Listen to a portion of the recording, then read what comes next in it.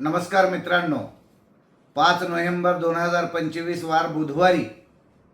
नाशिक येथे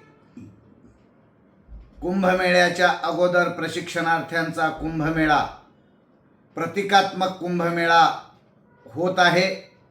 आणि मुख्यमंत्री युवा कार्य प्रशिक्षित प्रशिक्षणार्थ्यांना कायमस्वरूपी रोजगार मिळावा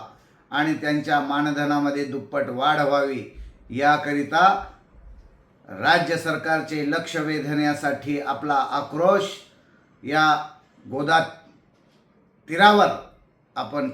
करावा आणि महाराष्ट्राच्या 36 जिल्ह्यातील कानाकोपऱ्यातून मोठ्या संख्येनं 1,75,000 प्रशिक्षणार्थी आणि त्यांच्या परिवारातील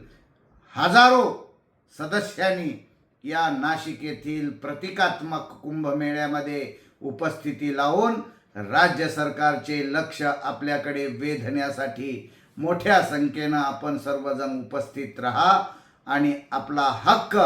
आपला कायमस्वरूपी रोजगाराचा प्रश्न आणि मानधनाचा प्रश्न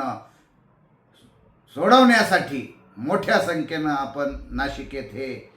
उपस्थित राहा अशा प्रकारचं आवाहन मी बालाजी पाटील चाकूरकर करतोय। मी येतोय, आपणही या। धन्यवाद।